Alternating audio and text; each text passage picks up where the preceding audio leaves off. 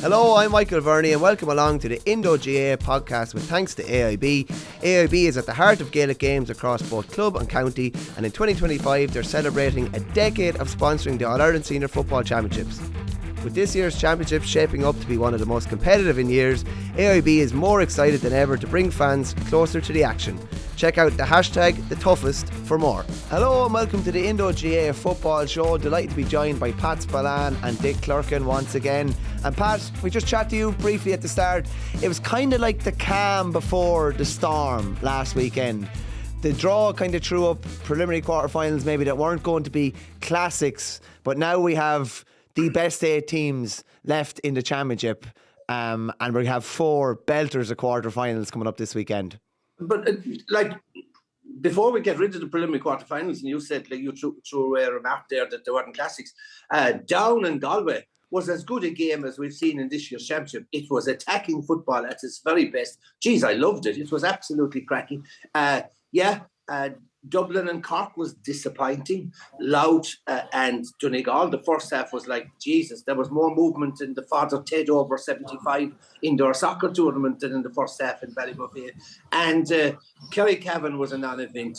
Cavan showed a bit of character in the second half to come from 12 points to 4 points down. But to be perfectly honest, Michael, the Cavan team that turned up in Killarney was one of the poorest teams I've seen in this year's championship. So, right, that brings us to this weekend, and we have What a weekend. What a weekend. We have 4 brilliant matches. And isn't it sad to think, Michael, before we go into detail about the matches, isn't it sad to think in this, the most exciting, the most exhilarating, the best football championship we've had for many, many years, and there's 3 weekends left in it. 3 weekends, that's it. After next weekend, there'll be 2 weekends in hurling, 2 weekends in football, and then for the next 7 months we take our 2 main products, our 2 most exciting products, inter-county hurling and football, out of the shop window for 7 months, and we say, lads, to the soccer boys and rugby guys, you can have it now, we're happy. But what a weekend in store. What a weekend in store. I didn't think you'd manage to get a split season rant in, but you did, in fairness to you, Pat.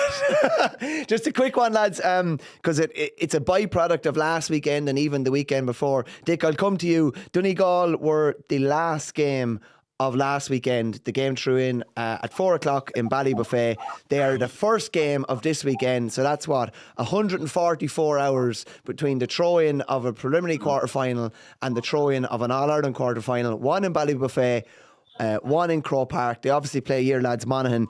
McGuinness has been critical of the CCCC, particularly after the Mayo game and the fixing of that in Dr. Hyde. I'll just fire out the press release that was released by Donegal GAA last night. A spokesperson for Donegal GAA County Board states they formally requested a Sunday fixture in lieu of Saturday for the upcoming weekend. No other county has played as many matches as Donegal in this year's championship. To compound the physical and mental demands, those 8 games have been played within an 11-week window. Match number 9 comes this Saturday, less than 12 weeks after playing Derry in the Ulster Championship preliminary round on April 6th. On that basis, we thought it wholly reasonable and fully justified to seek an extra day recovery time for our players this weekend. Cuiste Kunte Gunanaul concludes that it is most regrettable and very disappointing that our request has been turned down. We feel, and this is the kicker, we feel the welfare of our players was not adequately considered in the decision-making process. Dick, your thoughts on that? Yeah, I read that, Mike. Listen, I commented on his initial rant a couple of weeks ago after the Mayo game, and like a lot of people probably didn't give much hearing. But I'll be honest, I think they have a case here to ask the question. Like, it is, they are one of the counties that's been asked 6-day turnaround. Obviously, the fixtures have been scheduled based on attendances and TV, and they seem to have weighed in more, because if you were doing it on the in terms of player welfare, travel, accommodation, you would be looking at giving Donegal the extra. I think they have a case. But listen, at the end of the day, this isn't new. This has happened. Sure, I remember losing Ulster finals and having to go down to Croke Park for a 6-day turnaround, and that was in the old regime, Mike. It's not new news, and it's not a new experience or a demand of players. The whole business of the number of championship games, well, they're a victim of their own success. They got to an Ulster final, they won an Ulster title, and if they hadn't lost that game against Tyrone, they wouldn't have had the game last weekend. So in one way, they're a victim of their own success and a victim of their own demise. So I wouldn't be paying too much heed on that. Listen, they've been consistent with their message the previous week. It is what it is. I think from a Donegal point of view, you need to get over it. As I say, I think they responded very well, done what they had to do against Ballybuffet. I'm a Monaghan person. If it's negative energy for them and all the rest, listen, I'm not going to be too disappointed. But in terms of Donegal, like they are where they need to be and where they had planned to be, an All-Ireland quarterfinal. They've got a panel. They're relatively fit. Now, there's no question that the demands over the last couple of weeks is going to be energy sapping. I think they got the ideal fixture in Louth, and the way that game went, it was sort of done with 15, 20 minutes to go. You see the way they took Michael Murphy on. So I don't think they could ask for a whole pile more. Coming down to an All-Ireland quarter-final, Ulster champions, with their main men fit and raring to go. What more do they want? I think they should park it, have their wee statement, but move on. Where do you sit on this, Pat? Come here.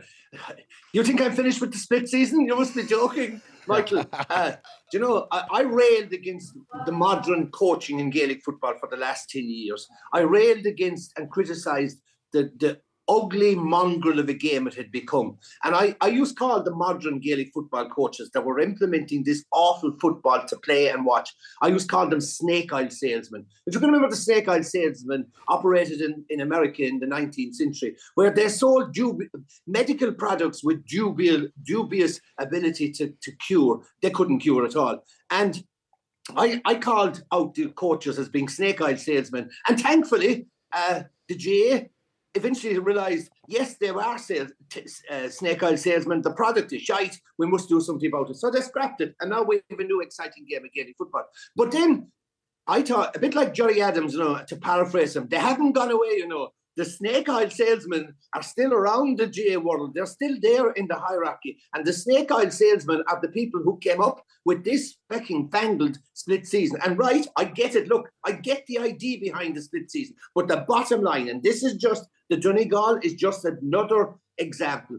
The biggest problem with the split season is too many matches, too many competitions squeezed into a short space of time. Player welfare, you must be joking. The Donegal stats there, 9 championship matches in 12 weeks. If you want to win, if round 3, you play in a preliminary quarterfinal. If you come through the preliminary quarterfinal, you're going to play 3 matches in a row. In some cases, 3 matches in 15 days. If you get to the semi-final through the preliminary round, you're going to play 4 matches in 5 weeks. And if you want to win the All-Ireland and get to the final, you're going to play 5 matches in 7 weeks. It's absolutely bananas. Player welfare on my backside. Right, that goes back to Jim McGuinness. I felt that, I remember I worked as rural ambassador one time. And I remember I was going to change the world, and I was very outspoken. And when you're outspoken, you upset the establishment. You were outspoken, yeah? Yes. And when you upset the establishment wins. Now, there's no doubt about it. The cynic in me suggested, right, Jimmy's outburst about Donegal's choice of venue in Roscommon, I felt it was, like, as I said last week, I think it was building up a siege mentality. Did he really need to have that outburst after the game? Not really. But I remember one piece of advice that a civil servant gave me one day when I was trying to change the world. She said to me, Pat, she said, you're not going to win the war. You've got to choose your battle. Unfortunately, Jimmy chose the wrong battle with ranting and raving about Dr. Hyde Park as a neutral venue for Mayo and Donegal. And the cynic in me would suggest, right, Jimmy, my bio. we have the last laugh on you, 6-day turnaround. And of course, look, this is, what's the 6-day turnaround? Is unfair. Of course it's unfair. But what's this all about next weekend? Hey, money. Man, this is about Johnny Maguire. Show me the money. That's the reason why you have the scheduling of games on Saturday and Sunday. Show me the money. Holy God. Yeah, and that's the bottom dollar. Pardon the pun. That is it.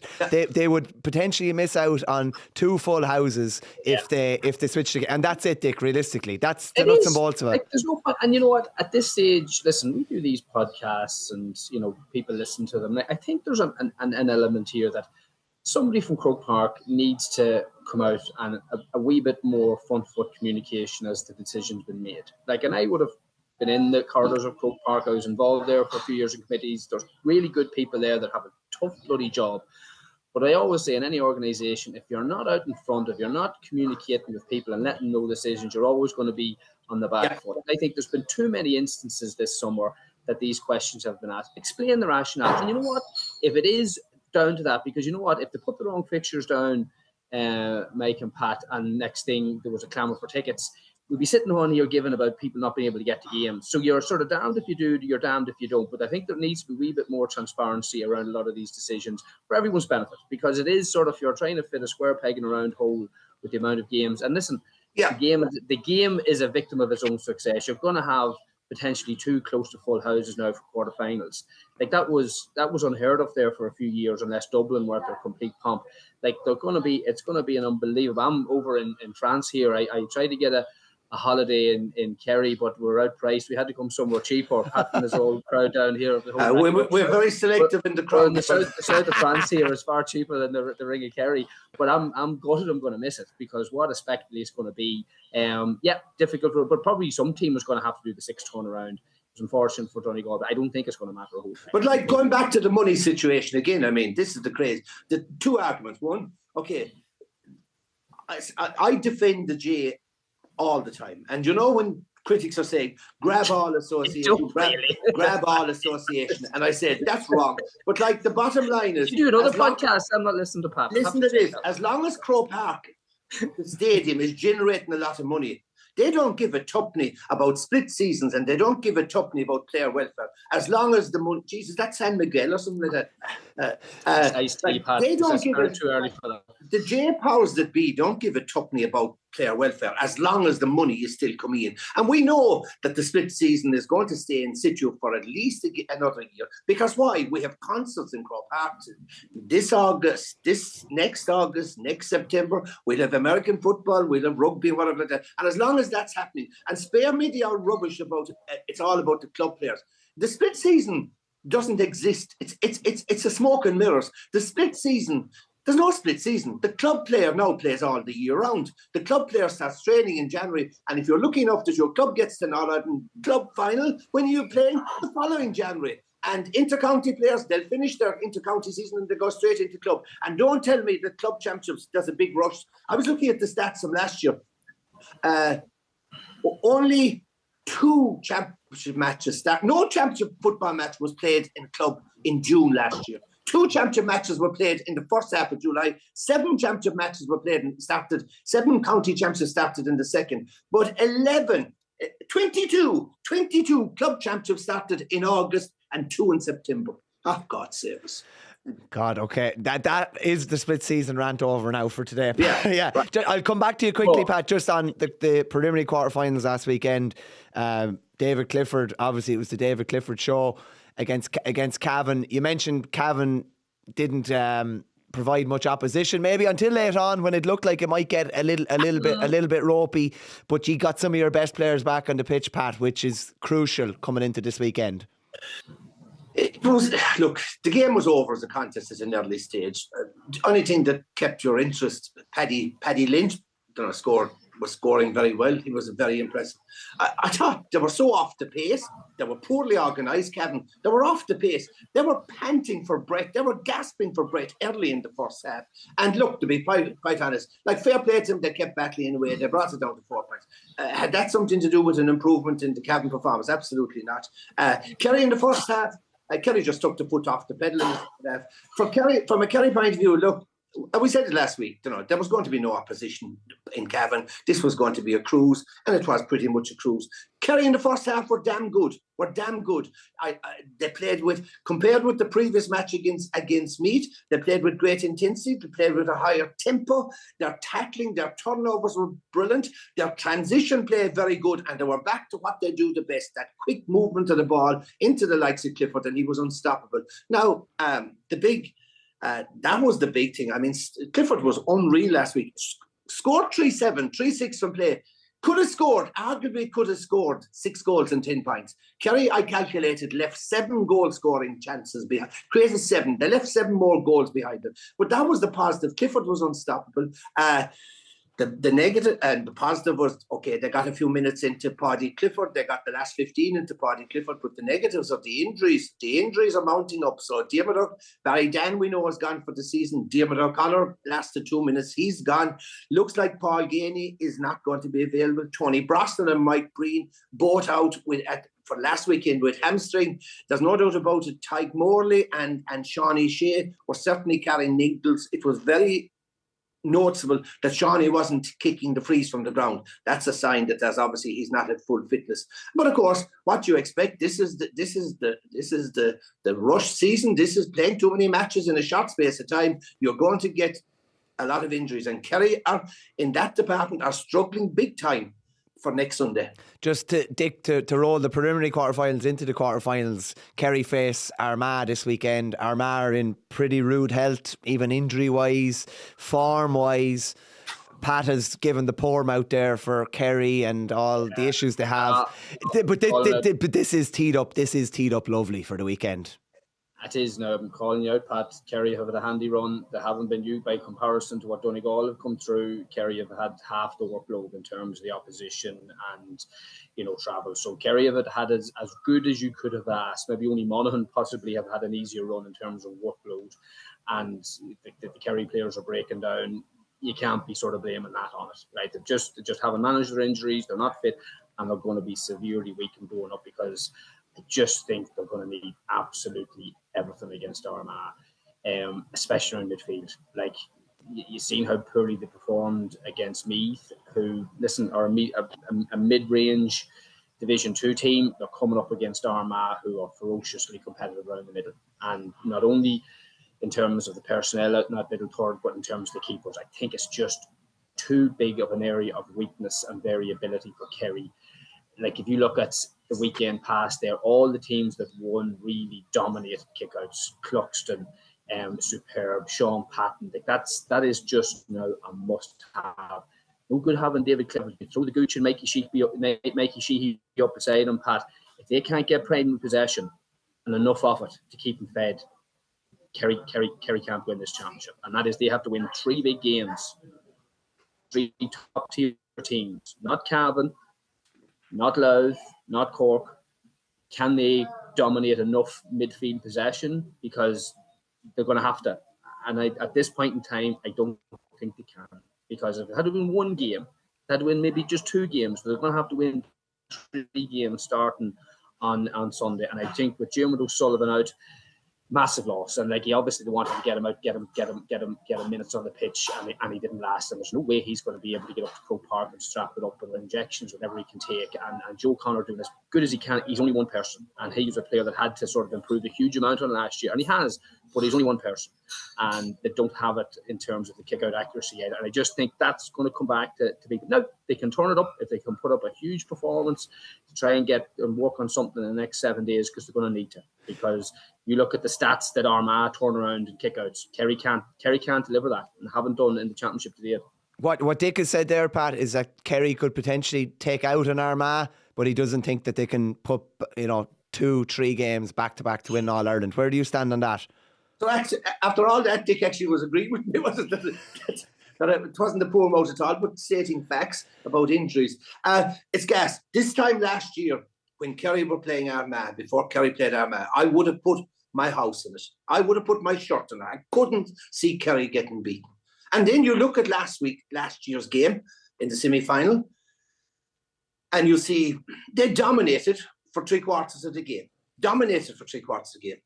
In the third quarter in particular, they were totally on top. Thomas Sullivan left 2 clear goal-scoring chances behind him. And then Shane Ryan drops the ball. And to be perfectly honest, if Shane Ryan hadn't dropped that ball and Barry McKay and Bridge Band into Kerry would have won the All-Ireland semi-final. Full stop if he hadn't dropped the ball. I'm looking at that. I'm looking at David Clifford, and you'll say he's unstoppable this year. And what's a positive for maybe at the moment is that David Clifford is absolutely playing the best football of anyone in this country. Last year, he got 1 point from play. So you'll start to say to yourself, right, I'm clutching at straws here, right? If we get a big performance from David Clifford, yeah. But to be perfectly honest, there's no doubt about it. I'm not confident. I would be like, okay, I can give you, and this is the great thing about this weekend, and I don't mean to be ducking and diving, and I for every one of the 4 matches, I can give you an equal number of arguments for each county. I can give you just as many arguments against each county. And I look at Kerry, they're the National League champions. You know, they're the National League champions.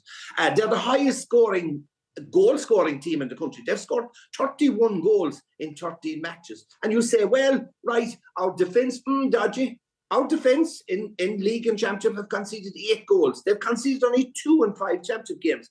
The first half last Sunday, very positive. So I can give you all the arguments for. The big argument against Kerry is certainly injuries. And what Dick alluded to there, centre field, that middle third. Against Meath, they were destroyed. They were absolutely destroyed.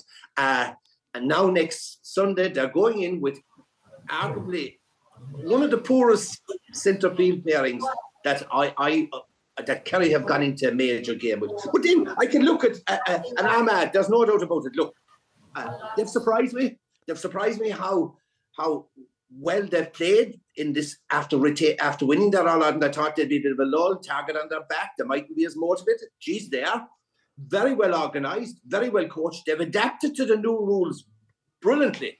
I mean, obviously that's down to a lot of brilliant coaching. The addition of McQuillan and Jarley Oak at wing back, powerful breaking the line runners.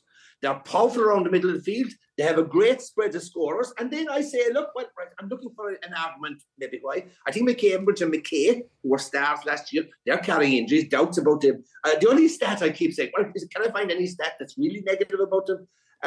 In 6 championship matches this year, in 4 games, they've scored no goal. So need to score more goals. But look, you give Kerry a chance. You never write off Kerry. Kerry team going to Croke Park, you know, it's a pitch that suits them.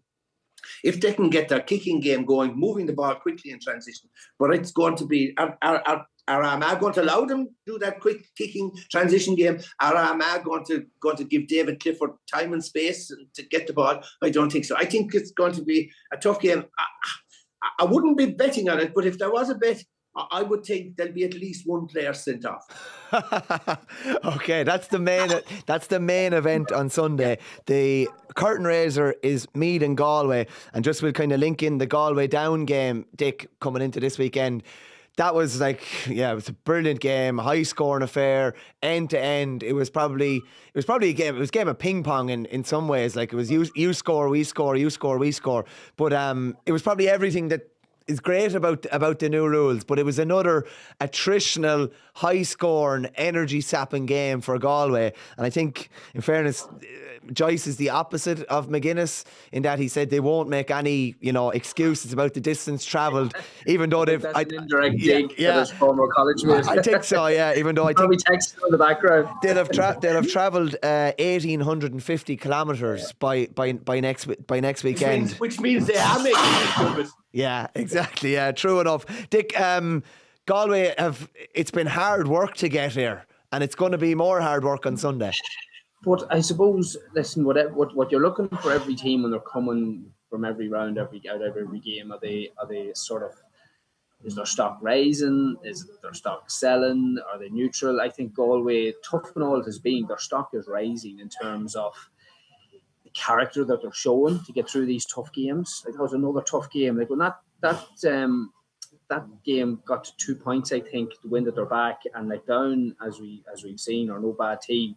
Like Galway had to dig in the same way as they did in Breffni Park instead to get that. And that's serious character.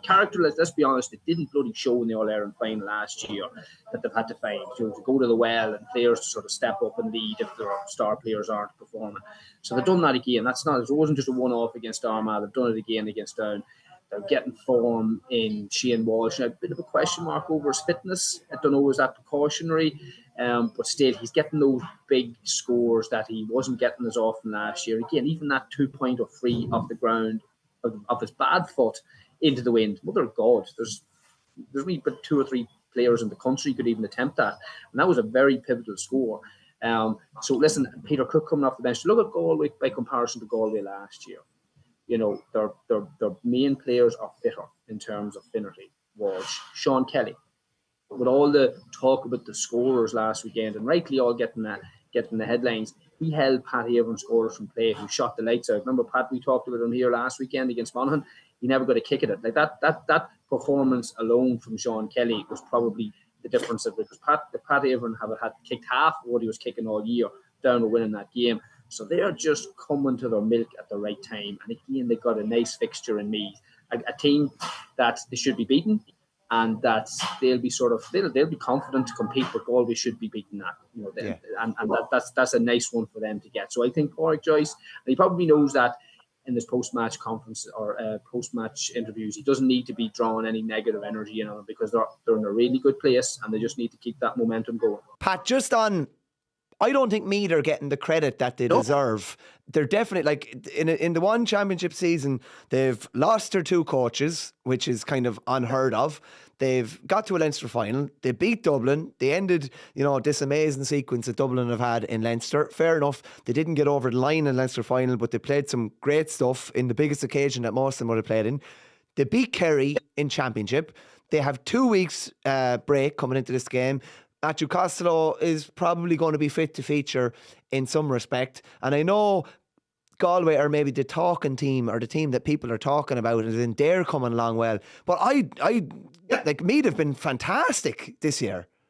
I would absolutely agree with you. I mean, they're rank outsiders for the All-Ireland, and they're big outsiders for Sunday. And do I give them a chance? Of course I do. And it's funny enough that what Dick alluded to was, as you alluded to, that word character. And we know Galway have displayed tremendous character, particularly in the qualifier in the round robin. I mean, Galway came from 8 points down at halftime to beat Armagh.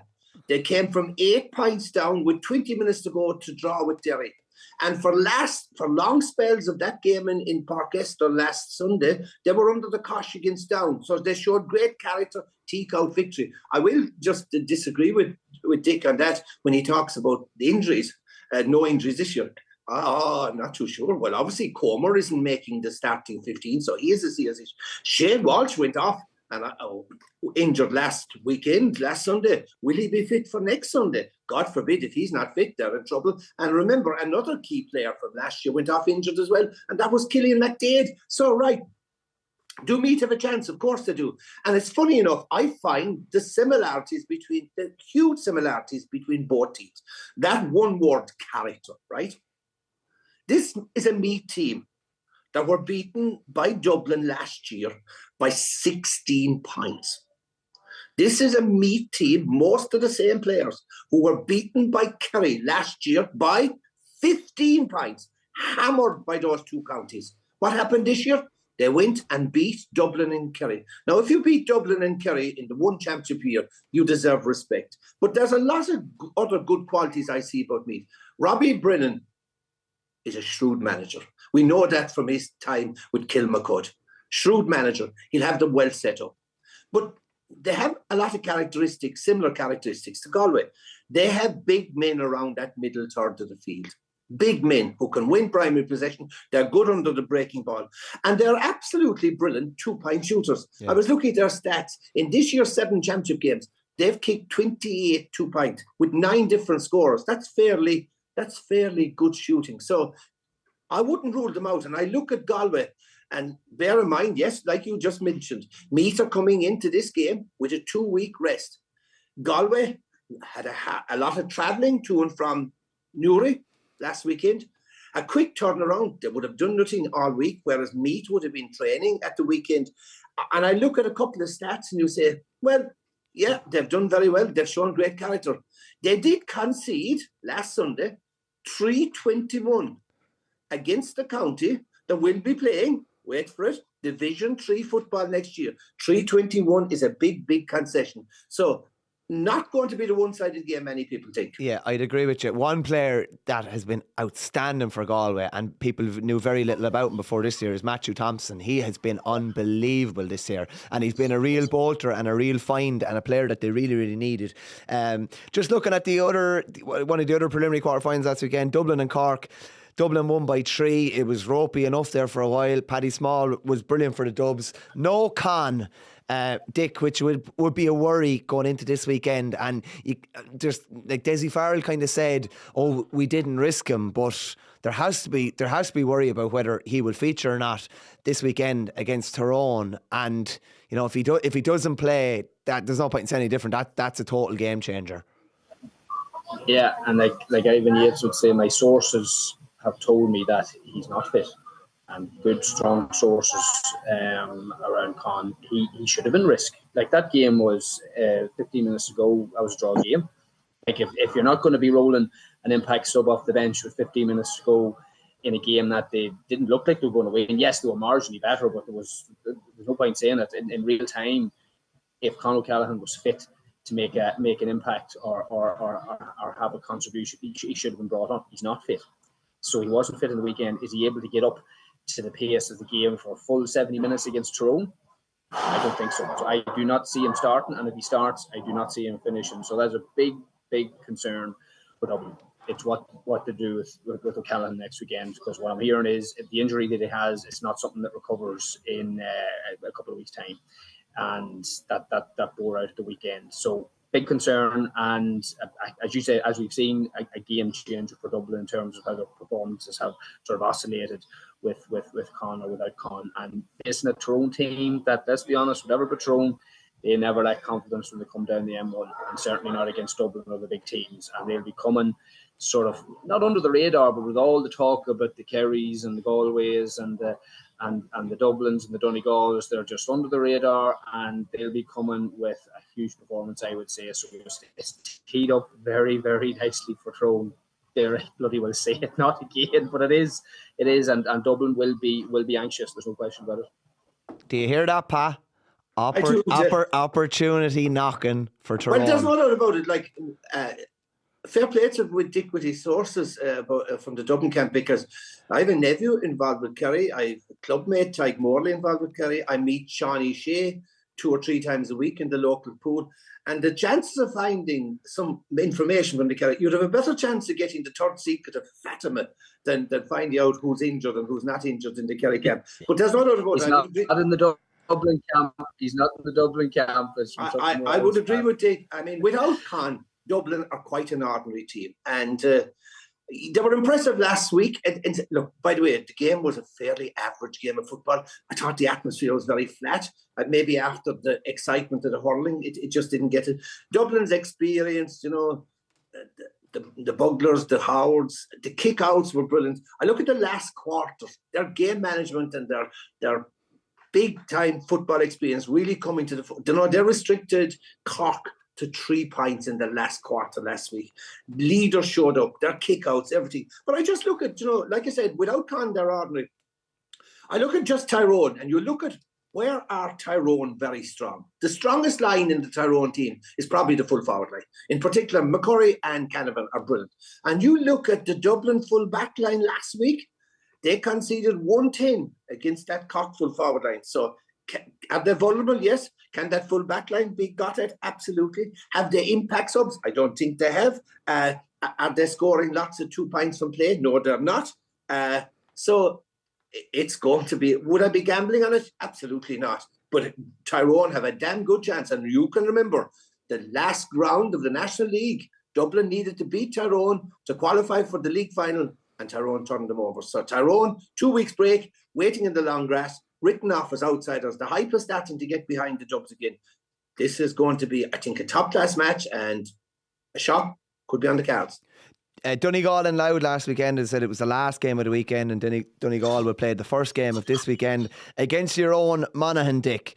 You've had 2 weeks kind of to sit back, any little knocks and that, get them in order, get a good look at who you're going to be playing, etc. This is a big chance for Monaghan. A big chance to get through to that last 4, and all bets are off to get into the last 4. Yeah, listen, it's probably the biggest game for Monaghan in the last 20 years, right? I was involved in teams, and there's been plenty of teams that have gone down to Croke Park, competed with the Kerrys and Dublins of this world, and Tyrone's, the best teams that were there at the time, and put up gallant performances but fell short.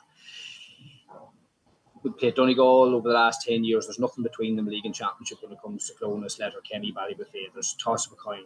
But the two sides separate when it comes down to how they can perform in Dublin. And that always irked me. It irked a lot of Monaghan people. Why can we beat Donegal and Clonus or everywhere else? But when it comes down to Croke Park, Donegal can step up. We never played them at Croke Park, but in terms of Croke Park performances, Monaghan never were able to step up to the level that Donegal have been able to. And this is the opportunity for Monaghan to do it. That's it. It's a huge opportunity for Monaghan to finally say, right, we're not driving down the road here not for the day out. It was never the case of that, but we have to believe that you're as good as any other team that arrive at quarter-final stage and beyond that a semi-final stage. It's a massive, massive opportunity for them. There's no reason that they can't beat Donegal. Absolutely none. The only strong argument against is tradition. The fact that Donegal have arrived to Croke Park and they've beaten big teams in the day, whereas Monaghan ultimately haven't. So this is the game that, in the way Armagh did over the last couple of years, they finally sort of made that big game, like they done against Armagh last year. This is a huge, everything they could have asked for in terms of the draw. The players are fit. They've got a bounce out of their new management, and they're playing a team that they don't fear playing, and they should not fear them playing in Croke Park. So it's just been able to go down to Croke Park, and Pat knows Croke Park demands a certain type of approach and play. You need to be confident. You need to go out and score. You need to back yourself. You need to throw caution to a win to a point, but you have to go out and win the game. And that's what I want to see from Monaghan. Go out and have a proper crack. Because too often, if I'm being honest, I don't have too many regrets. There's too many times we went down as Ulster champions and different times. We didn't go out to confidently win the game, and it cost us in the day. So it's a huge, huge game for Monaghan football. Because you beat Donegal, all bets are off in terms of every other opportunity thereafter. But you've got to win that game this weekend. Pat, to say that you laughed Dick out of the room when he said Monaghan could beat Donegal in Ulster would be an understatement. The stars have aligned a bit, like just the 6-day turnaround, the 2-week break. Monaghan are playing great stuff. Forget about Donegal and where they are. Monaghan have been playing great stuff all year, and they've carried it into championship. They obviously, like, look at the farm lines, beaten down by 4. Galway beat down by something similar. Do you know what I mean? They're not a million miles off. How do you see this one going? No different than the other three. Would I have a laugh at Monaghan and say they have no chance? Absolutely not. They have as good a chance as any. I give this. You look back at the championship, right?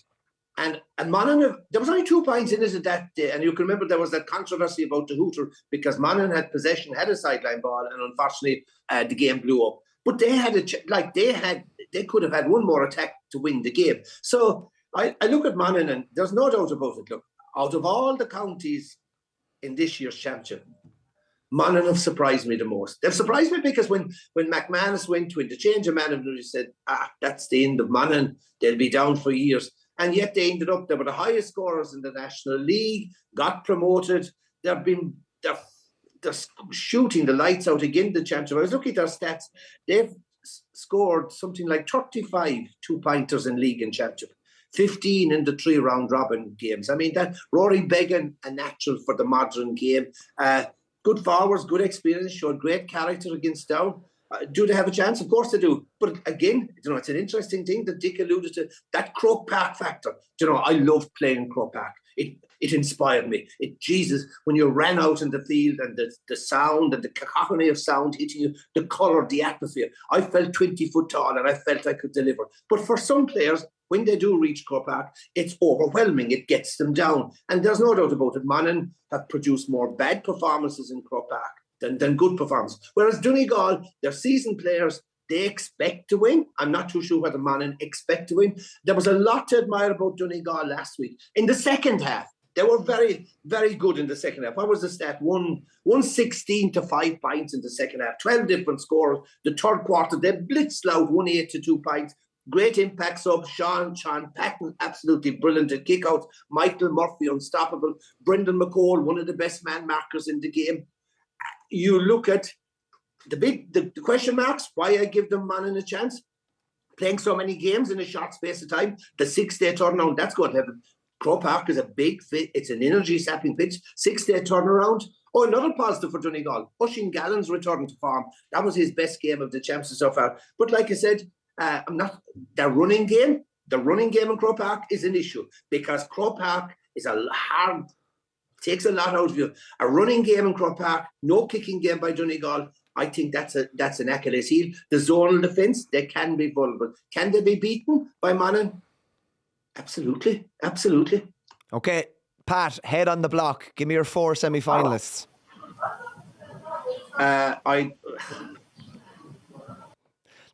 Do you know, like... No, Pat, hold on now. Give me 4 county names here, and don't give me a case for the other. Give me 4 county names. If I was good at predicting, I'd stick to lotto numbers because there's more money in that bracket, right? I remember when I was writing Sunday World, and when I started writing first, the editor said, look, you have to do previews. And up to that time, previews were, Galway could win, but you never know. It's all on the day, and it's a 50-50 match. And Colin McGinty said, look, you have to be blunt. This is what will make your name.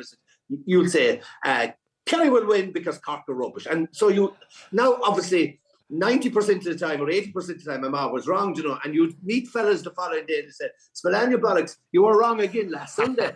And I'd say to them, you know, I know I was wrong last Sunday, but you know what's going to happen next Sunday, I said in the paper? I'm going to get paid for explaining why I was wrong. I said, that's in the system. So I remember doing a line one day. There's a positive getting things wrong. I remember doing a line in the Sunday game one time from a Declan Nevney song after getting a verdict wrong. And I quoted the Declan Nevney song. If I knew then what I know now, I'd be a wiser man. And I swear to God, you know, here's was the good part to that story. The following week, geez, I got a big parcel from Declan Nevney's manager, all his CDs. Anyway, right. What a result. Dublin, Galway, Armagh. One more. Donegal, Monaghan. And Donegal, yeah. Okay, Dick. Is that 3 Ulster teams? Jesus. Yep. God, imagine he said he backed against us all. You're not obviously leaving the house this week, Pat, are you not? 2 Ulster teams it was, Pat. Armagh and Donegal. Armagh. So I'm going to go Tyrone. I fancy Tyrone because unless my sources are completely wrong, I don't think Conor O'Callaghan will be playing, and that's enough to bring them back. I think Tyrone are ripe for an upset there. Galway. Go back Monaghan. I think there's something there. I wouldn't put a huge amount of money on it, but I'm unlike Pat. I'm going to back my own if the things are finely balanced. But I do agree with them. I do think Armagh, just with the injuries, like Armagh or Kerry do not need to be going up to Croke Park with a question mark around the midfield because that's the area that Armagh are strong. Okay. The balance of play. So I think it's going to be Armagh, Tyrone, Monaghan, and Galway. I wouldn't be surprised if I had 4 wrong. It wouldn't surprise me at all. No, I'd be the same. Yeah. And I hope I'm wrong with Kerry. There are certain people, Pat, that would actually put an accumulator together of the 4 teams that you didn't predict. But just quickly, lads, before we finish up, the Tailteann Cup semi-finals were last weekend in Croke Park. I was in there, and Limerick produced some Lazarus-like comeback against Wicklow. Wicklow looked like they were home and hosed. Then all of a sudden, Mark Jackson was overturned when he had ball in hand, and Limerick finished unbelievably strong. I don't know, did you see Josh Ryan's free from, like, as the crow flies, probably 60 metres, I'd say, and he arrowed it over. I watched both games. I presume Dick watched them as well because you need to do that for research for this podcast. Come on, Pat. There's a veil dig there. Like Pat, I go to games. I don't sit in the armchair and watch them. I went to games and didn't watch it. I actually have them recorded, so I watched them on. So two things. Already regretting back in Armagh. You know he's trying to back out of it. Yeah, 2 things. Josh Ryan. 2 unbelievable 2-point frees from 60 metres, one of them. And on top of that, saved the penalty as well. Limerick looked dead and buried and were 7 points down, rattled Wicklow for 1-9 without reply and deservedly won. And fair play to them. They lost every match in 2024. We talk about character of Galway and the character of other teams and Meath. The character of this Limerick bunch, management and team, lost every single game in 2024 and have been in Croke Park twice already this year, will be a 3rd time. And the stat wasn't it? It was Limerick's first championship victory in Croke Park in 129 years. And so it's great to see them. Yeah, just on that as well, Jimmy Lee is a manager that lads would go to war for. You just know by him. He's one of the most likeable, honest, genuine managers out there, and you can just tell by his demeanour that lads would go to war for him. The other semi-final, lads, was terrible. There's no point in saying any different. It was Kildare and Fermanagh. Now, there was biblical-like weather and rain after about 13 or 14 minutes, and it did change the game. But Brian McLaughlin's introduction off the bench was really the difference. He kicked 5 points, three singles, 1 2-pointer. That was the difference. And James McGrath, a wing-back, has now scored goals in his last 3 championship games, which is something else. And that's set up to be a really, really good final. Kildare and Limerick, that's on June 12th. And gents, we'll come back and we'll digest it all again next week, and we'll go back through your predictions. I have them written down here just for posterity's sake. I can see a lot of humble pie being devoured. No more than normal, Pat. Great stuff, Dick and Pat. Thanks a million. We'll chat to you again next week.